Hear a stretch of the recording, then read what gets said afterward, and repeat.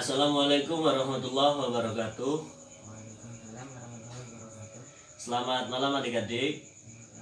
Sebelum kita mulai pembelajaran kita pada hari ini, alangkah lebih baiknya kita berdoa terlebih dahulu agar pembelajaran kita pada hari ini dapat berjalan lancar sebagaimana mestinya.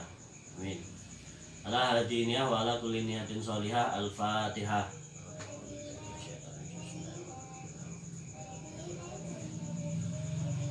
Amin. Baiklah, kita belajar tentang sejarah kebudayaan Islam.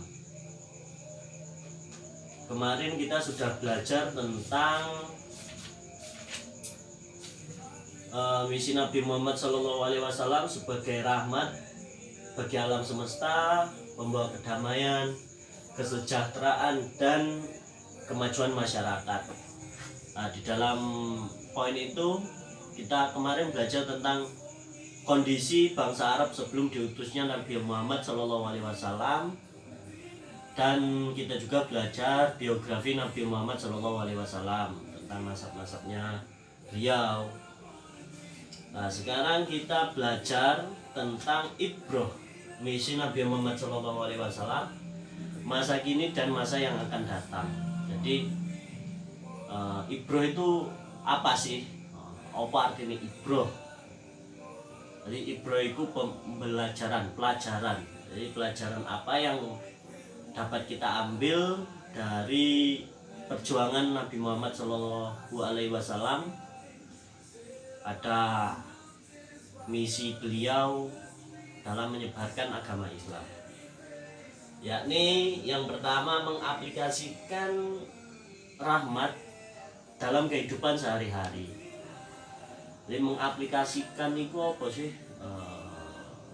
Mengaplikasikan itu menerapkan.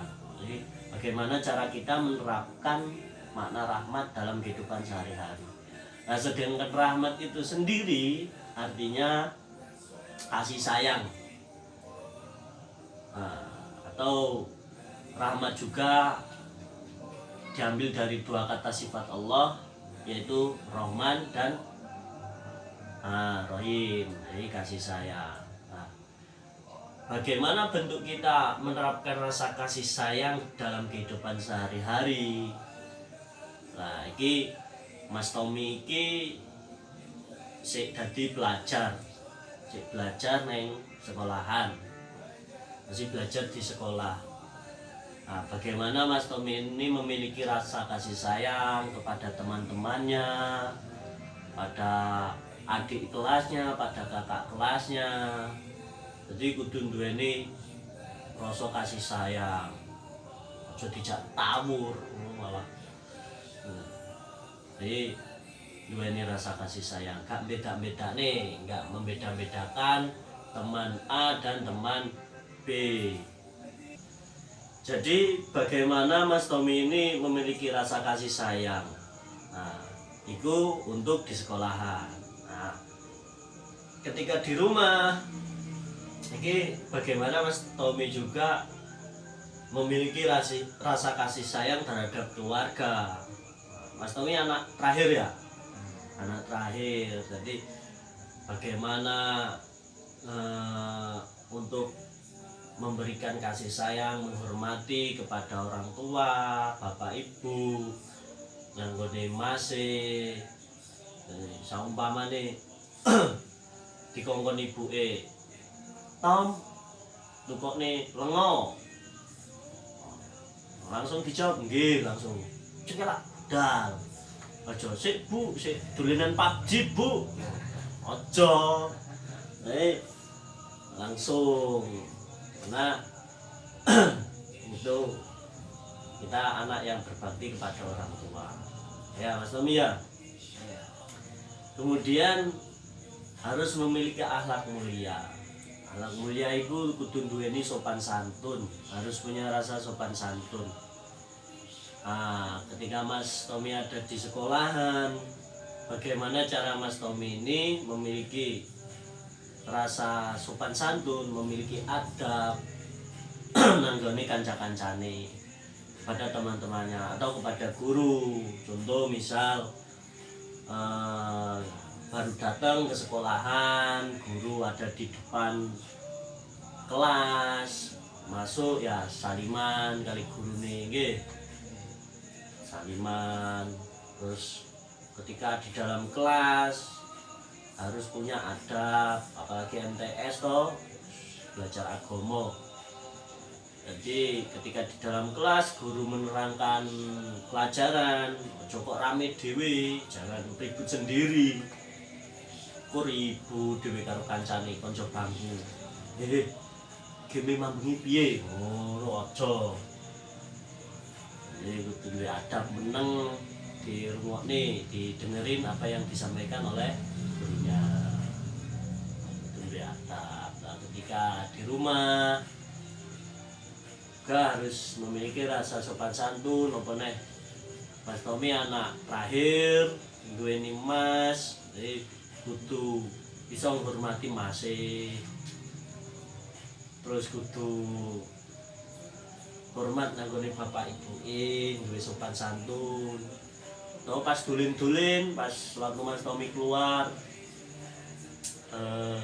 ketemu sama orang yang lebih tua, cium tangane, itu kok salaman biasa, diambung, esok diambung ulak-walik, jadi kudu duweni adab ya. Ya ilmu itu penting, tapi adab lebih penting. Gak sampean disekolahkan itu bukan kok untuk pinter, enggak. Sampean disekolahkan itu supaya sampean ngerti. Iya bener, sampean ketika di sekolahan sampean belajar matematika, sampean belajar bahasa Indonesia, sampean belajar IPA dan lain sebagainya. Itu gunanya gaya apa? Gunanya buat apa? Gunanya agar sampean itu ngerti ketika suatu nanti sampean sudah keluar dari sekolahan, sudah kerja, nanti sampean itu bisa menjawab pertanyaan dari seseorang melalui apa yang telah dipelajari. Enggak sukun jeplak tok, kan itu sukun jeplak tok, sang ngomong kan beda ya.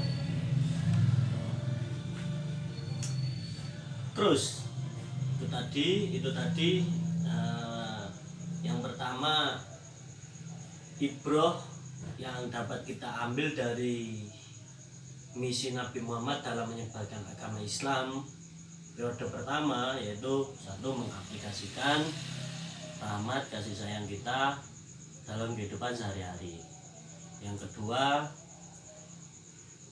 harus punya akhlak mulia, duweni adab sopan santun. Ya Mas Tommy ya. Kemudian meneladani perjuangan Nabi Muhammad Sallallahu Alaihi Wasallam dan para sahabatnya dalam menghadapi masyarakat Mekah. Seperti yang saya sampaikan kemarin, bahwasanya dulu itu masyarakat Mekah, bangsa Arab, itu rusak, akhlake rusak, wis gak duweni adab, nyembah berhala dan lain sebagainya. Terjadi pemerkosaan di mana-mana, perbudakan di mana-mana, pembunuhan di mana-mana. Kemudian Nabi Muhammad SAW diangkat menjadi nabi dan diutus Allah untuk menyebarkan agama Islam. Nah, zaman dahulu Nabi Muhammad tidak secara terang-terangan, enggak langsung keluar-keluar untuk menyebarkan agama Islam, karena pada zaman dahulu kan masih sangat mengerikan, jadi malah membahayakan. Tapi Nabi Muhammad yang pertama yaitu berdakwah melalui sembunyi-sembunyi, dengan cara sembunyi-sembunyi. Nah, sebelum Nabi Muhammad berdakwah, sebelum itu pada suatu malam Nabi Muhammad bertapa. Jadi opo ning jero gua. Bertapa di dalam gua, yaitu di Gua Hira, menyendiri. Kemudian malaikat Jibril turun menyampaikan wahyu pertama kepada Nabi Muhammad Shallallahu Alaihi Wasallam. Kata Jibril, Iqra ya Muhammad, Iqra bismi rabbikal ladzi khalaq. Bacalah wahai Muhammad, Iqra bismi rabbikal ladzi khalaq. Bacalah dengan menyebut nama Tuhanmu yang Maha menciptakan. Jadi Nabi Muhammad sik durung iso, soalnya sik keweden. Kemudian diulangi kembali, diajarkan kembali oleh malaikat Jibril. Iqra ya Muhammad, Iqra bismi rabbikal ladzi khalaq, khalaqal insana min 'alaq, Iqra wa rabbukal akram alladzi 'allama bil qalam, 'allamal insana ma lam ya'lam. Ini surat Al-Alaq ayat 1 sampai 5. Nah, wahyu pertama itu turun bertepatan waktu itu pada malam 17 Ramadan. Nah, makanya sekarang malam 17 Ramadan tersebut disebut oleh orang-orang di seluruh dunia sebagai malam nuzulul Quran, ya, malam nuzulul Quran. Nah, ketika Nabi Muhammad mendapatkan wahyu tersebut, beliau lantas pulang ke rumah, kemudian disambut oleh istri beliau yaitu Khadijah. Nah, Khadijah mengetahui Nabi Muhammad ketika itu sedang menggigil hebat. Wah, sedang menggigil. Kemudian oleh Khadijah diselimuti. Nabi Muhammad diselimuti. Kemudian ditanya oleh Khadijah, kenapa wahai suamiku? Nah, kemudian barulah Nabi Muhammad menceritakan bahwa beliau mendapatkan wahyu dari Jibril. Nah, kemudian Nabi Muhammad kembali mendapatkan wahyu kedua, yakni surat Al-Mudaththir ayat 74, ayat 1 sampai 7, surat ke-74. Itu ya ayyuhal mudaththir kum fa'andir wa rabbaka fakabbir wa thiyabaka fatahhir war rujza fahjur wa la tamnun tastaksir wa li rabbika fasbir. Jadi isi di dalam ayat tersebut yakni supaya Nabi Muhammad bangkit untuk mengajarkan, untuk menyebarkan ajaran-ajaran Allah kepada manusia, kepada umat manusia. Nah, ketika itu Nabi Muhammad bimbang bagaimana, sedangkan di sana di Mekah sendiri masyarakatnya keras-keras. Turun lagi ayat, yakni ayat Asy-Syu'ara, surat Asy-Syu'ara ayat 214 yang berbunyi wa anzir ashiratakal aqrabin. Berilah peringatan kepada kerabat-kerabatmu. Jadi sing pertama diajari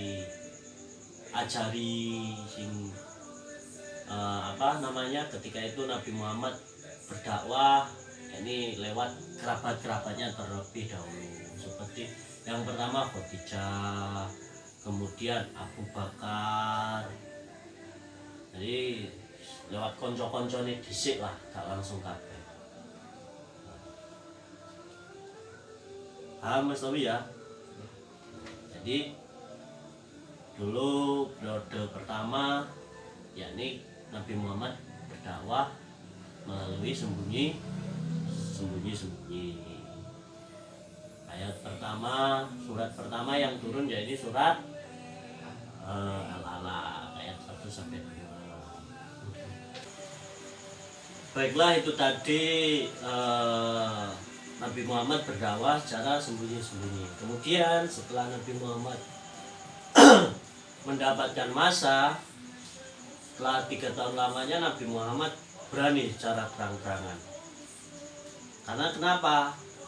Di situ Nabi Muhammad mendapatkan dukungan dari Hamzah dan Umar. Zaman biyen ketika itu Umar lah yang ditakuti oleh semua orang di Mekah sana.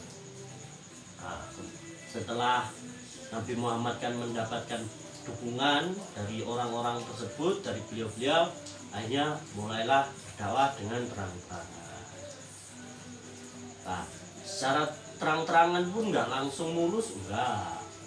Ketika beliau berdakwah dengan terang-terangan, beliau banyak mendapatkan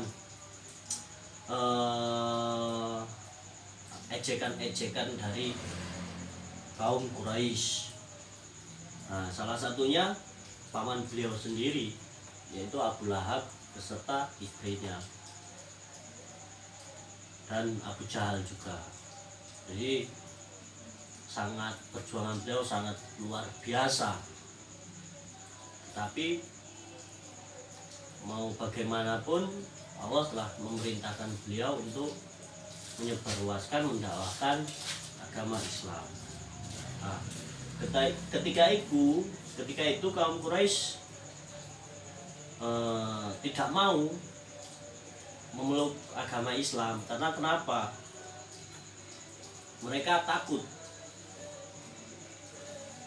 takut oleh beberapa hal. Nah, makanya kaum Quraisy menentang dakwah dari Nabi Muhammad SAW. Di antaranya mereka takut kehilangan kekuasaan atas kepemimpinan. Wedi gak berkuasane, aku tidak berkuasa lagi. Kemudian tidak menerima adanya persamaan hak antar sesama manusia. Karena Islam kan tidak memandang orang yang bagaimana, gak ndelok jabatane, gak ndelok sugih larate. Semua orang sama di hadapan Allah kecuali takwanya. Jadi mereka tidak mau kalau disamaratakan. Mereka maunya ya sing sugih ya sugih, sing marat ya marat, miskin ya miskin. Kemudian takut akan ancaman Nabi Muhammad dengan dibangkitkannya kembali manusia pada hari kiamat. Tapi di lain sisi mereka juga takut, wedi, soalnya dikasih gambaran oleh Nabi Muhammad bagaimana orang yang rusak. Dalam artian rusak itu jahil. Ketika nanti dibangkitkan di hari kiamat, mereka juga takut sebenarnya. Nah, kemudian mereka juga takut kehilangan mata pencarian sebagai pembuat patung berhala. Jadi kaum Quraisy biyen kan tukang gawe patung-patung berhala juga yang dibuat untuk disembah. Pada karena itu mereka takut kehilangan mata pencarian. Gak iso kerja meneh. Ya. Nah, kemudian lambat laun tetap Nabi Muhammad tetap mengajarkan agama Islam, mendakwahkan agama Islam kepada masyarakat. Semakin responnya semakin banyak.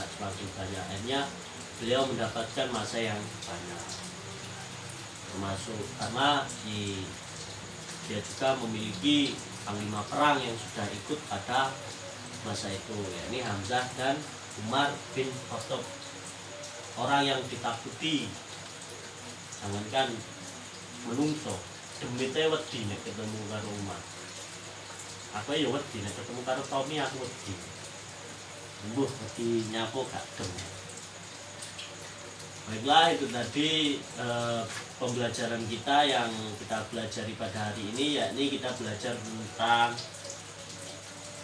pelajaran apa yang dapat kita ambil dari misi Nabi Muhammad dalam mengajarkan agama Islam di periode Mekah, yaitu mengaplikasikan atau menerapkan makna rahmat, kasih sayang dalam kehidupan sehari-hari.